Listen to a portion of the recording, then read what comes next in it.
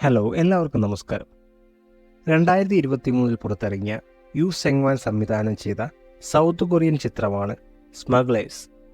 ഒരു action drama വിഭാഗത്തിൽപ്പെട്ട ഈ ചിത്രത്തിൻ്റെ കഥയാണ് നിങ്ങൾ ഇന്ന് കേൾക്കാൻ പോകുന്നത്. 1970 കുഞ്ചോൺ എന്ന സ്ഥലത്താണ് കഥ നടക്കുന്നത്. കടലിനടിയിൽ മുങ്ങി കക്ക പിറക്കി അവ കരയ്ക്കെത്തിച്ച് വിൽപ്പന നടത്തിയാണ് ഈ 9 അംഗ സംഘം ജീവിച്ചിരുന്നത്. ഇതിൽ 6 പെൺകുട്ടികളും 3 ആണുങ്ങളുമാണ് ഉണ്ടായിരുന്നത്. ഇവരാണ് നമ്മുടെ കഥയിലെ നായികമാർ, ജിൻ സ്യൂക്കും ചുൻജയും. ഇത് സ്യൂക്കിൻ്റെ അച്ഛൻ, ഇയാളുടെയാണ് ഈ ബോട്ട്. ഇത് സ്യൂക്കിൻ്റെ സഹോദരൻ. അങ്ങനെ അവർ ബോട്ടുമായി ഉൾക്കടലിലേക്ക് ചെന്നിട്ട് അവിടെ നങ്കൂരം ഇടുന്നു. അവർക്ക് ഒരുപാട് കക്കകൾ കിട്ടാൻ വേണ്ടി പ്രാർത്ഥിക്കുന്നൊക്കെയുണ്ട്. അങ്ങനെ കക്ക വാരാനുള്ള സഞ്ചിയുമായിട്ട് 6 പെൺകുട്ടികളും കടലിലേക്കെടുത്ത് ചാടുകയാണ്. അവർ 6 പേരും ആഴങ്ങളിലേക്ക് ഇറങ്ങി കക്ക ശേഖരിച്ച് മുകളിലേക്ക് വരും. ശേഖരിച്ച കക്കകളെല്ലാം ബോട്ടിലേക്ക് കയറ്റുന്നു. ഇന്ന് അവർക്ക് കക്കയോടൊപ്പം വലിയൊരു മീനിനെ കിട്ടുന്നുണ്ട്. എന്നാൽ അത് ബോട്ടിലേക്ക് കയറ്റുന്ന സമയത്ത് ഡോറിയുടെ അശ്രദ്ധ കൊണ്ട് വീണ്ടും അത് കടലിലേക്ക് തന്നെ പോകുന്നു. ഇവനൊരു എടുത്തിയാട്ടക്കാരനാണ്. എല്ലാവരും അവനെ കുറേ വഴക്ക് പറയുന്നു. തിരികെ കരയിലേക്ക് എത്തിയ അവർ തങ്ങൾ പിടിച്ച കക്കകളെല്ലാം പരിശോധിക്കുമ്പോഴാണ് അവർ ഒരു കാര്യം അറിയുന്നത്. കൊണ്ടുവന്ന കക്കകളിൽ ഭൂരിഭാഗവും ചത്തുപോയതാണ്. അതിന് കാരണം മറ്റൊന്നുമല്ല, അവിടെ ഉണ്ടായിരുന്നൊരു ഫാക്ടറി. അവിടെ നിന്നും പുറന്തള്ളുന്ന മാലിന്യം കാരണം ആ പ്രദേശത്തെ മീനുകളെല്ലാം ചാവുന്നത് പതിവായിരുന്നു. ഈ ചത്ത കക്കകളെ കൊണ്ട് അവർക്കൊരു പൈസ പോലും കിട്ടില്ലായിരുന്നു.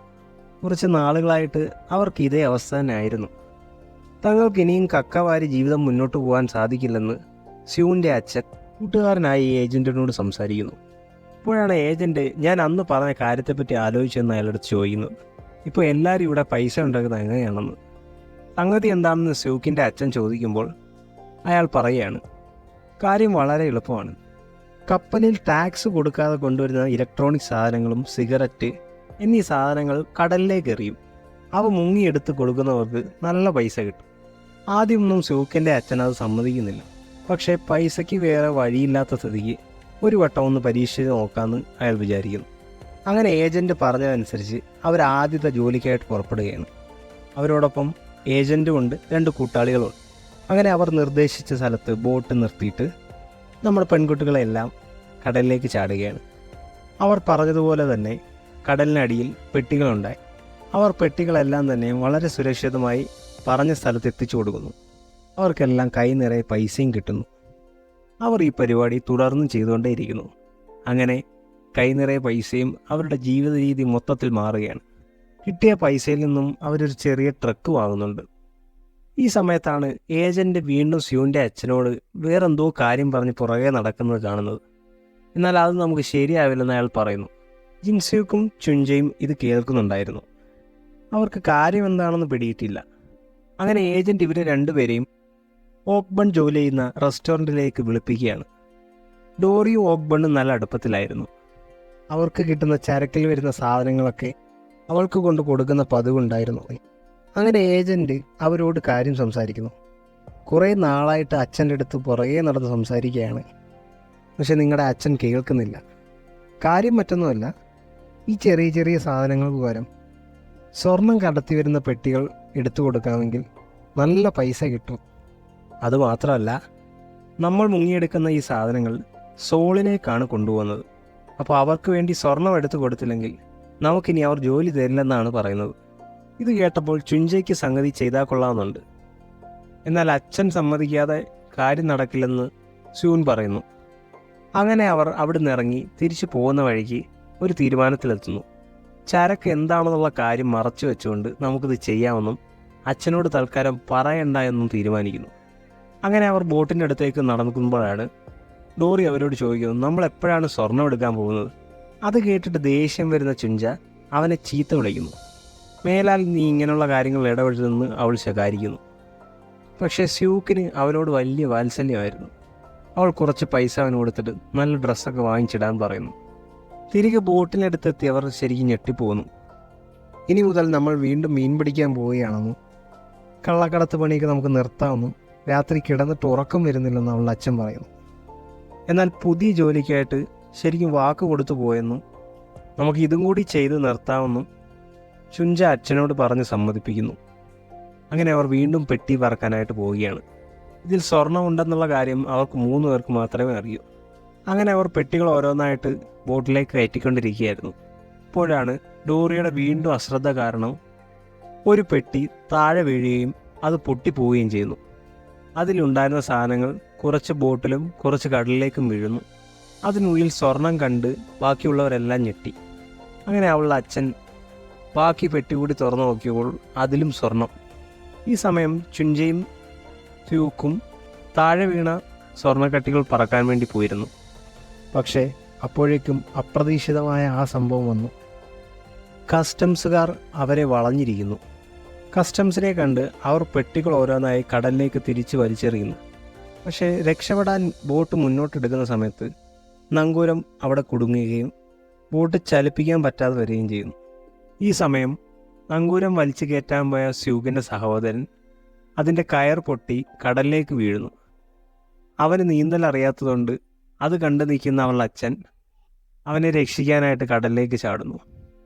പക്ഷേ കാലിൽ കുരുങ്ങിയ ഒരു വല കാരണം അവർ രണ്ടുപേരും അതിൻ്റെ പ്രൊപ്പല്ലറിൽ കുടുങ്ങി മരിക്കുന്നു. അപ്പോഴേക്കും കസ്റ്റംസുകാർ അവർ അടുത്തെത്തിക്കഴിയുന്നു. അവരെല്ലാം അവർ പിടികൂട്. അതേസമയം ചുഞ്ച മാത്രം അവരുടെ കയ്യിൽപ്പെടാതെ രക്ഷപ്പെടുന്നുണ്ട്. സ്യൂക്കിന് തൻ്റെ അച്ഛനെയും സഹോദരനെയും ആ ഒറ്റ സംഭവത്തിൽ നഷ്ടമാവുന്നു. അങ്ങനെ അവർ എല്ലാവരും ജയിലിൽ അടയ്ക്കപ്പെടുന്നു. സ്യൂക്കിനാണ് ഏറ്റവും കൂടുതൽ കാലയളവ് ശിക്ഷ കിട്ടുന്നത്. മറ്റുള്ളവരെല്ലാം പുറത്തിറങ്ങിക്കഴിഞ്ഞു. പുറത്തിറങ്ങിയവർ പറഞ്ഞാണ് അവൾ അറിയുന്നത് ചുഞ്ച ജീവനോടെ ഇരിപ്പുണ്ടെന്നും നമ്മളെ ഒറ്റിയത് അവളാണെന്നുമാണ് പുറത്തെല്ലാം പറയുന്നത്. സ്യൂക്കും അങ്ങനെ തന്നെ വിശ്വസിച്ചു. അവളുടെ മനസ്സിൽ ചുഞ്ച ഒരു ശത്രുവായി മാറി. ഗ്ലോറി സ്യൂക്കിനെ കാണാൻ ജയിലിൽ വന്നിരുന്നു. അച്ഛനും അനിയനും വേണ്ടി ഒരു കല്ലറ പണിഞ്ഞിട്ടുണ്ടെന്ന് അവൻ അറിയിച്ചു. അവനോട് സ്യൂക്ക് ഒറ്റ കാര്യം പറഞ്ഞുള്ളൂ, ചുഞ്ചയെ കണ്ടുപിടിക്കണം. എന്നാൽ 2 വർഷങ്ങൾക്കിപ്പുറം അടിമുടി മാറിയ ചുഞ്ചയാണ് നമ്മൾ കാണുന്നത്. ഇപ്പോഴും പരിപാടി അതുതന്നെ. സ്മഗ്ലിംഗ് സാധനങ്ങൾ മറച്ചു വയ്ക്കുന്നതാണ് അവളുടെ ഇപ്പോഴത്തെ ജോലി. പക്ഷേ ഇത്തവണ അവളൊരു മുട്ടൻ പണി മേടിച്ചിട്ടിരിക്കുകയാണ്. വിയറ്റ്നാമിലെ സ്മഗ്ലിംഗ് രാജാവായ ഓനിൻ്റെ തട്ടകത്തിൽ കയറിയാണ് അവൾ ബിസിനസ് ചെയ്തത്. അവൻ്റെ കുറേ കസ്റ്റമേഴ്സിനെ അവൾ തട്ടിയെടുത്തെന്നും അതുമാത്രമല്ല വാങ്ങിക്കൊണ്ടുവരുന്ന സാധനത്തിനൊന്നും കാശും കൊടുക്കാതെ മുങ്ങി നടക്കുകയായിരുന്നു അവൾ. അങ്ങനെ എല്ലാം കൂടെ കൂട്ടി ഒരു 1.25 കോടി വോനെങ്കിലും അവൾ കൊടുക്കേണ്ടി വരുമെന്നാണ് അയാൾ പറയുന്നത്. എന്നാൽ അവളുടെ കയ്യിലാണെങ്കിൽ പൈസയില്ല. അവൻ്റെ കത്തിക്ക് മുന്നിൽ പേടിച്ചിരിക്കുന്ന അവൾക്ക് പെട്ടെന്നാണ് അവനോടൊരാശയം പറയുന്നത്. അതായത് കസ്റ്റംസിനെ പേടിക്കാതെ ചരക്കിറക്കാൻ പറ്റിയ ഒരു സ്ഥലം അവൾക്കറിയാമെന്നും കുഞ്ചോൺ എന്നാണ് ആ സ്ഥലത്തിൻ്റെ പേരെന്ന് അവൾ പറയുന്നു. ഓഹോ, അങ്ങനെ ഒരു സ്ഥലമുണ്ടോ എന്ന് അവൻ ചോദിക്കുമ്പോൾ താൻ അവിടെ ഡൈവറായിട്ട് ജോലി ചെയ്തിട്ടുണ്ടെന്ന് അവൾ പറയുന്നു. അതേസമയം ജയിലിൽ നിന്ന് ഇറങ്ങിയ സ്യൂനും കൂട്ടാളികളും ഇപ്പോഴും പഴയ പണികൾ തന്നെയാണ് ചെയ്യുന്നത്. അവളുടെ അച്ഛൻ്റെ ബോട്ടും ട്രക്കും എല്ലാം ഡോറി കൈക്കലാക്കിയിരുന്നു. അവനാണിപ്പോൾ അവിടെ കാര്യങ്ങൾ നിയന്ത്രിക്കുന്നത്. വളരെ തുച്ഛമായ ശമ്പളത്തിനാണ് ഇപ്പോൾ അവർ ജോലി ചെയ്യുന്നത്. ഈ കാലയളവ് കൊണ്ട് ഓക്ബൺ ആ റെസ്റ്റോറൻറ്റ് സ്വന്തമായി വാങ്ങിച്ചു. അങ്ങനെ ചുഞ്ച വർഷങ്ങൾക്ക് ശേഷം കുഞ്ചോണിലോട്ട് തിരിച്ചെത്തുകയാണ്. എന്താണ് ഈ വരവിൻ്റെ ഉദ്ദേശമെന്നും നിങ്ങളെപ്പറ്റി ഈ നാട്ടിൽ പറയുന്നതൊക്കെ അറിഞ്ഞിട്ട് തന്നെയാണോ വന്നതെന്നും ഓക്ബൺ അവളോട് ചോദിക്കുന്നുണ്ട്. അങ്ങനെ അവളുടെ പുതിയ പദ്ധതിയെപ്പറ്റി അവളോട് സംസാരിക്കുന്നു. ഡോറി ഇപ്പോൾ പഴയ ആ പാവം ചെറുക്കനൊന്നുമല്ല. അവനാണിപ്പോൾ അവിടുത്തെ കാര്യങ്ങളെല്ലാം നിയന്ത്രിക്കുന്നത്. സ്യൂക്ക് പോലും ഇപ്പോൾ അവൻ്റെ അണ്ടറിലാണ് വർക്ക് ചെയ്യുന്നത്. ഡോറിയാണ് ഇപ്പോൾ അവിടെ കാര്യങ്ങൾ നടത്തുന്നതെന്ന് അറിഞ്ഞപ്പോൾ ചുഞ്ചയ്ക്ക് സമാധാനമായി. അവൾ ഡോറിയെ കണ്ടിട്ട് അവരുടെ പദ്ധതിയെല്ലാം പറയുന്നു. വിയറ്റ്നാമിലെ കോൻ ഈ ബിസിനസ്സിലെ രാജാവാണെന്നും അവനിവിടെ വന്നു കഴിഞ്ഞാൽ നിനക്ക് ഇപ്പോൾ കിട്ടുന്നതിന് ഇരട്ടി പൈസ കിട്ടുമെന്നും അവൾ പറയുന്നു. അങ്ങനെ കോനുമായിട്ടുള്ള ബിസിനസ്സിന് ഡോറി സമ്മതിക്കുന്നു. അങ്ങനെ കുഞ്ചോണിലെ ഡീല് നടത്താമെന്നുള്ള കാര്യം കോനിനെ വിളിച്ച് അവൾ അറിയിക്കുന്നു. എന്നാൽ കസ്റ്റംസിലെ ഒരു ഉദ്യോഗസ്ഥന് ചുഞ്ചയെ കാണുമ്പോൾ എന്തോ ഒരു സംശയം തോന്നുന്നുണ്ട്. അങ്ങനെ ചുഞ്ച നാട്ടിലെത്തിയെന്നുള്ള വാർത്ത സ്യൂനിനെയും കൂട്ടരുടെയും ചെവികളിലേക്ക് എത്തുകയാണ്. അവൾ ഡോറിയുടെ അടുത്തുണ്ടെന്ന് അറിഞ്ഞ ഉടനെ അവർ എല്ലാവരും കൂടി അവളെ കാണാൻ പുറപ്പെടുകയാണ്. ചുഞ്ചയെ കണ്ടപാടെ സ്യൂൻ അവളുടെ ദേഷ്യമെല്ലാം തീർക്കുന്നു. അവർ തമ്മിൽ അങ്ങോട്ടും ഇങ്ങോട്ടും അടി കൂടുന്നു. ഡോറിയുമായി എന്തോ കച്ചവടത്തിന് വന്നതാണ് ചുഞ്ചയെന്നറിഞ്ഞ സ്യൂൻ ഇവളുമായി കച്ചവടം നടത്തിയാൽ ഇനി ഞങ്ങളാരും കടലിൽ മുങ്ങി സാധനം എടുത്ത് തരില്ലെന്ന് അവർ പറയുന്നു. ചുഞ്ച വിളിച്ചത് പ്രകാരം കോൻ കുഞ്ചോണിലേക്ക് എത്തുന്നു. പിറ്റേന്ന് തന്നെ അവർ ചരക്ക് ഇറക്കാൻ പറ്റിയ സ്ഥലം കാണാനായി പോകുന്നു. എന്നാൽ ഡീൽ നടക്കണമെങ്കിൽ ഡൈവർമാരുമായുള്ള പ്രശ്നം പരിഹരിക്കണമെന്ന് കോനിനെ കൊണ്ട് ചുഞ്ച ഡോറിയോട് പറയിപ്പിക്കുന്നു. ചുഞ്ച കാരണമാണ് അവർ ഇങ്ങനെ പറഞ്ഞതെന്നും ഇതിനുള്ള പരിഹാരം അവൾ തന്നെ കാണണമെന്നും ഡോറി ആവശ്യപ്പെടുന്നു. അങ്ങനെ അതിന് പറ്റിയ അവസരം ഉടൻ തന്നെ അവൾക്ക് വീണ് കിട്ടുന്നു. ചുഞ്ച വീണ്ടും സ്യൂക്കിനെ കാണാൻ അവളുടെ അടുത്തേക്ക് എത്തുന്നുണ്ട്. താൻ തെറ്റൊന്നും ചെയ്തിട്ടില്ലെന്നും എല്ലാം തെറ്റിദ്ധാരണകളാണെന്നും അവൾ അറിയുന്നു. എന്നാൽ അതൊന്നും കേൾക്കാൻ ഇവൻ തയ്യാറാകുന്നില്ല. അവൾക്കിപ്പോഴും അവളോട് ദേഷ്യം തന്നെയാണ്. ഇനി മേലാൽ അവളെ കാണാൻ വരരുതെന്ന് അവളോട് പറയുന്നു. അങ്ങനെ ഇരിക്കുമ്പോഴാണ് ഡൈവർമാരിൽ ഒരാൾ മീൻ പിടിക്കുന്നതിനിടയിൽ സ്രാവ് ആക്രമിക്കുന്നത്. ആ ആക്രമണത്തിൽ അവളുടെ ഒരു കാൽ നഷ്ടപ്പെടുന്നു. ഓപ്പറേഷൻ ചെയ്യാൻ പൈസ ഇല്ലാതെ വിഷമിച്ചിരിക്കുന്ന സ്യൂക്കിൻ്റെ അടുത്തേക്ക് സഹായഹസ്തവുമായി ചുഞ്ച എത്തുന്നു. പൈസ അവൾ തരാമെന്നും പകരം വീണ്ടും പണിക്ക് ഇറങ്ങണമെന്നും അവൾ ആവശ്യപ്പെടുന്നു. നിവർത്തിയില്ലാതെ സ്യൂക്കിന് സമ്മതിക്കേണ്ടി വരുന്നു. ചുഞ്ചയുടെ വരവും പ്രവർത്തനങ്ങളുമെല്ലാം കസ്റ്റംസ് ഓഫീസർ അറിയുന്നുണ്ടായിരുന്നു. അവൾ ചുഞ്ചയെയും വിയറ്റ്നാമിലെ രാജാവായ കോനിനെയും തിരിച്ചറിയുന്നു. സ്മഗ്ലിംഗ് രാജാവിനെ ഇവിടെ ഇട്ട് തന്നെ പൂട്ടാമെന്ന് അവർ വിചാരിക്കുന്നു. അവർ ചുഞ്ചയെ ലക്ഷ്യം വെച്ച് ഓക്ബണ്ടിൻ്റെ ഹോട്ടൽ റെയ്ഡ് ചെയ്യുന്നു. കള്ളക്കടത്ത് കേസിൽ കൊടുക്കാതിരിക്കണമെങ്കിൽ ചുഞ്ചയുടെ വിവരങ്ങൾ പറയാൻ അവർ നിർദ്ദേശിക്കുന്നു. ഗതികെട്ട് അവൾ കാര്യങ്ങൾ തുറന്നു പറയുന്നു. വരുന്ന 7-ാം തീയതി ഉച്ചയ്ക്ക് ചരക്കുമായി കപ്പലെത്തുമെന്നും അവൾ അറിയിക്കുന്നു. അങ്ങനെ 7-ാം തീയതി ഉച്ചയ്ക്ക് 2 മണിക്കൂർ മുന്നേ തന്നെ കസ്റ്റംസുകാരെല്ലാം കൂടെ അവരെ പിടിക്കാനായി ഇറങ്ങിത്തിരിക്കുന്നു. പറഞ്ഞ സമയത്ത് തന്നെ സ്യൂക്കിൻ്റെയും കൂട്ടരുടെയും ബോട്ട് അവിടെ എത്തുന്നു. കസ്റ്റംസുകാർ അവരെ വളയുകയും എന്നാൽ പരിശോധനയ്ക്കിടയിൽ അവർക്കൊന്നും തന്നെ കിട്ടുന്നില്ല. ഇവിടെയാണ് ചെറിയൊരു ട്വിസ്റ്റ് ഉള്ളത്. അതായത് കസ്റ്റംസുകാർ ചുഞ്ചയെ ഫോളോ ചെയ്യുന്നുണ്ടെന്ന് അവൾക്കറിയാമായിരുന്നു. അവളെ തിരക്കി ഓക്ബണ്ടിൻ്റെ ഹോട്ടലിൽ എത്തിയാൽ സത്യം പറയുന്ന പോലെ അഭിനയിക്കണമെന്ന് അവൾ പറഞ്ഞു പഠിപ്പിക്കുന്നു. ശരിക്കും 7-ാം തീയതി രാവിലെയാണ് ചരക്കെത്തുന്നത്. എന്നാൽ കസ്റ്റംസിനെ പറ്റിക്കാൻ വേണ്ടി ഉച്ചയ്ക്ക് എത്തുന്നതായിട്ട് അവളെ കൊണ്ട് പറയിപ്പിച്ചതാണ്. അവർ രാവിലെ തന്നെ സാധനം എടുത്തിട്ട് പോയിരുന്നു. ഇതുകൂടാതെ കോൻ ചുഞ്ചയുടെ മറ്റൊരു കാര്യം പറഞ്ഞേൽപ്പിച്ചിരുന്നു. കണക്കിലുള്ള പെട്ടികൾ കൂടാതെ ഒരു പെട്ടി പ്രത്യേകം ഉണ്ടാവും. അതിൽ ഒരു തൂവാല കൊണ്ട് അടയാളം ഉണ്ടാവും. അത് പ്രത്യേകം എടുത്ത് അവനെ ഏൽപ്പിക്കണമെന്ന് അവൻ പറഞ്ഞിരുന്നു. അതവൾ വളരെ ഭംഗിയായിട്ട് ചെയ്തു. അതിൽ നിറയെ വിലപിടിപ്പുള്ള ആഭരണങ്ങളായിരുന്നു. ആദ്യത്തെ ഡീൽ വിജയകരമായതുകൊണ്ട് അവൻ അവൾക്കൊരു സമ്മാനവും കൊടുക്കുന്നുണ്ട്. കുഞ്ചോണിന് ജോലി വിജയിച്ചതിൻ്റെ ഭാഗമായി കോൻ എല്ലാവർക്കും പാർട്ടി നടത്തി. എന്നാൽ സ്യൂക്കിന് മാത്രം യാതൊരുവിധ സന്തോഷവുമില്ല. അവൾക്കിപ്പോഴും ചുഞ്ചയോട് ദേഷ്യം തന്നെയാണ്. എന്നാൽ ചരക്കെടുക്കുന്നതിൻ്റെ സമയം മാറ്റിയതൊന്നും ഡോർക്ക് ഇഷ്ടമാവില്ല. അധികം വൈകാതെ തന്നെ ചുഞ്ചയ്ക്ക് അവരുടെ കൂടെയുള്ള ചതിയനെപ്പറ്റി കോനിൽ നിന്നും വിവരം കിട്ടുന്നു. കസ്റ്റംസിന് വിവരം ചോർത്തി കൊടുത്തത് ഡോറിയാണെന്ന് അവൻ അറിയുന്നു. അതേസമയം കോനിൻ്റെ വരവും കച്ചവടവും ഡോറിക്കൊട്ടും ഇഷ്ടമാവുന്നില്ല. അവനെ ഒതുക്കാനുള്ള പ്ലാനിങ് അവിടെ പിന്നിൽ നടക്കുന്നുണ്ടായിരുന്നു. തങ്ങളെ ഒറ്റിയത് ചുഞ്ചയാണോ എന്ന് അറിയാൻ വേണ്ടി സ്യൂക്ക് കസ്റ്റംസ് ഓഫീസിൽ വരുന്നു. അന്നത്തെ ഓഫീസറോട് അവൾ അത് ചോദിക്കുന്നു. എന്നാൽ ഇൻഫോർമറുടെ വിവരം ഒരിക്കലും പുറത്തു പറയാൻ പറ്റില്ലെന്ന് അയാൾ പറയുന്നു. ഇവിടെ വലിയ എന്തോ കച്ചവടം നടക്കാൻ പ്ലാൻ ഉണ്ടെന്ന് ഒരു സൂചന കൂടി കൊടുത്തിട്ടാണ് അവൾ അവിടെ നിന്ന് ഇറങ്ങുന്നത്. തിരികെ വീട്ടിലേക്ക് എത്തുന്ന സ്യൂവിനെ കാത്ത് ചിഞ്ച അവിടെ ഇരിപ്പുണ്ടായിരുന്നു. അന്ന് നമ്മളെ എല്ലാം ഒറ്റിയത് ഡോറിയാണെന്ന് അവൾ അറിയിച്ചു. നമ്മളെ കൂടാതെ അന്ന് ആ ഏജൻറ്റിനും ഡോറിക്കും മാത്രമേ സ്വർണത്തിൻ്റെ കാര്യം അറിയാമായിരുന്നുള്ളൂ. അന്ന് ഡോറിയെ കാണാൻ പോയ ഏജൻറ്റിനെ പിന്നീട് ആരും കണ്ടിട്ടുമില്ല. എന്നാൽ ഇതൊക്കെ പറയുന്നെങ്കിലും അവൾക്ക് പൂർണ്ണമായിട്ടും വിശ്വാസം വരുന്നില്ല. അങ്ങനെ അവളെ വിശ്വസിപ്പിക്കാൻ വേണ്ടി ഓക്ബണ്ടിനെ വെച്ചിട്ട് കസ്റ്റംസ് ഓഫീസിൽ നിന്നും അന്നത്തെ കേസിൻ്റെ ഒരു ഫയൽ അവളെ കൊണ്ട് അടിച്ചു മാറ്റിക്കുന്നു. അത് പരിശോധിക്കുന്ന അവർക്ക് വ്യക്തമായി മനസ്സിലാകുന്നു അന്നത്തെ ഇൻഫർമേഷൻ കൊടുത്തത് ഡോറിയാണെന്ന്. ആ രേഖ കണ്ടപ്പോൾ സ്യൂക്കിന് മനസ്സിലായി തങ്ങളെ അന്ന് ഒറ്റിയത് ചിഞ്ചയല്ലെന്നുള്ള കാര്യം. അവൾ ചിഞ്ചയോട് മാപ്പ് ചോദിക്കുന്നു. അങ്ങനെ അവരുടെ രണ്ടുപേരുടെയും പൊതുശത്രുവായി ഡോറി മാറിക്കഴിഞ്ഞു.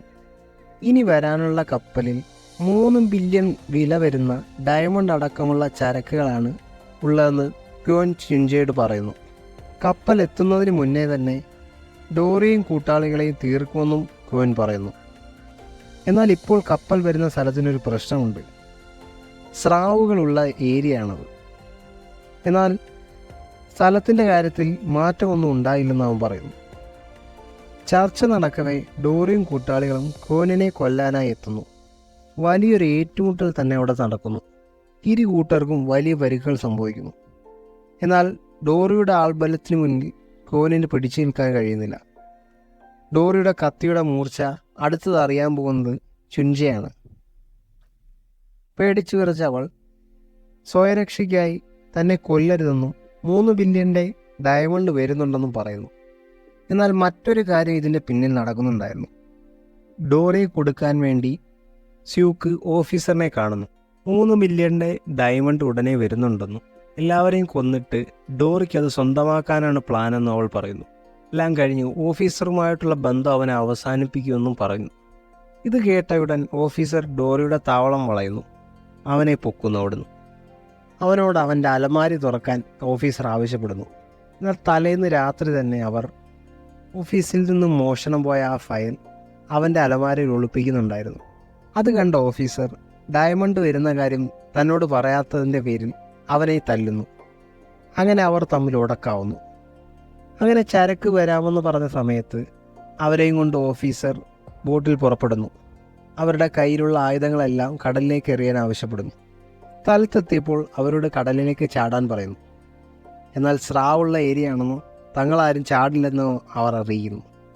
പക്ഷേ ഓഫീസർ തോക്കു ചൂണ്ടി അവരെ ഭീഷണിപ്പെടുത്തി അവരെല്ലാവരും ചാടിക്കുന്നു. എന്നാൽ ഓഫീസറിൻ്റെ ഉദ്ദേശം മറ്റൊന്നായിരുന്നു. സാധനം കിട്ടിയാലുടൻ അവരെ കടലിനടിയിൽ വെച്ച് തന്നെ കൊല്ലാനായിരുന്നു പ്ലാൻ. അതിനായി ഡോറിയുടെ സംഘത്തെ പിന്നാലെ ചാടാൻ പറയുന്നു. മാത്രമല്ല ഇതിനെല്ലാം സാക്ഷിയായ തൻ്റെ സഹപ്രവർത്തകനെ വധിക്കാനും അയാൾ കൂട്ടുനിൽക്കുന്നു. കൂടെയുള്ള ഓഫീസറെ ചങ്ങല കെട്ടി കടലിലേക്ക് വലിച്ചെറിയുന്നു. പിന്നീട് വെള്ളത്തിനടിയിൽ നടക്കുന്നത് അതിഭയാനകമായ പോരാട്ടമാണ്. ഓരോരുത്തരും സ്വന്തം ജീവൻ രക്ഷിക്കാൻ പല ശ്രമങ്ങൾ നടത്തുന്നു. നിരന്തര അഭ്യാസികളായ അവർക്ക് ഡോറിയുടെ കൂട്ടാളികളുടെ കൊലക്കത്തിയിൽ നിന്നും രക്ഷപ്പെടാൻ സാധിക്കുന്നുണ്ട്. കൊലയാളികളായ മനുഷ്യർ മാത്രമല്ല, ഒരു സ്രാവും ഇതിനിടയിലുണ്ട്.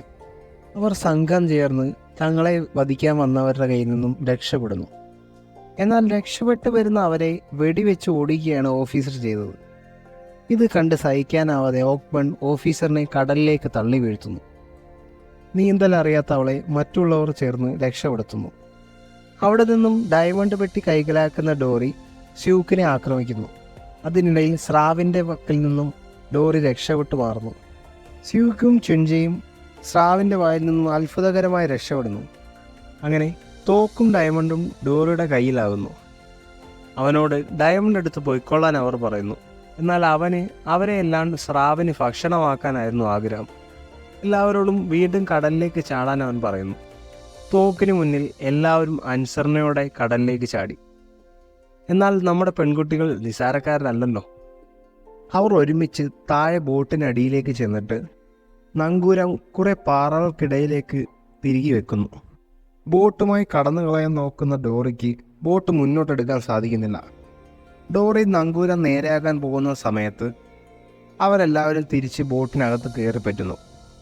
അങ്ങനെ ബോട്ടിൻ്റെ കയർ പൊട്ടി ഡോറി കടലിലേക്ക് വീഴുന്നു. അവരവരോട് രക്ഷിക്കാൻ അപേക്ഷിക്കുന്നുണ്ട്. എല്ലാം ആ ഓഫീസർ പറഞ്ഞിട്ടാണ് താൻ ചെയ്തതെന്ന് അവൻ ഉറക്കെ വിളിച്ചു പറയുന്നു. എന്നാൽ ഇനി അവനെ വിശ്വസിക്കാൻ അവരാരും തയ്യാറാവുന്നില്ല. അങ്ങനെ വർഷങ്ങൾക്ക് മുമ്പ് തൻ്റെ അച്ഛൻ്റെ കയ്യിൽ നിന്നും കൈക്കലാക്കിയ ബോട്ട് അവൾക്ക് തിരിച്ച് ലഭിക്കുന്നു. അവനെ അവിടെ ഉപേക്ഷിച്ചിട്ട് അവർ ബോട്ടുമായി മടങ്ങുന്നു. ചോരയുടെ മണം പിടിച്ചെത്തിയ സ്രാവ് അവരെ വായിലാക്കുന്നു. അങ്ങനെ വിലപിടിപ്പുള്ള ഡയമണ്ടും സ്വർണങ്ങളും അവരുടെ കൈകളിൽ എത്തുന്നു. ഇതേ സമയം മറ്റൊരിടത്ത് ഇതിൻ്റെ ഉടമയായ ക്വാൻ ഇപ്പോഴും ജീവനോടെ ഉണ്ടെന്നും അവൻ്റെ അടുത്ത് ചുഞ്ച എത്തിച്ചേരുന്നതായും കാണിച്ചുകൊണ്ട് സിനിമ അവസാനിക്കുകയാണ്. കഥയെപ്പറ്റിയുള്ള അഭിപ്രായം കമൻറ്റ് ബോക്സിൽ അറിയിക്കുമല്ലോ. കൂടുതൽ സിനിമാ കഥകൾക്കായി ഈ ചാനൽ സബ്സ്ക്രൈബ് ചെയ്യുക.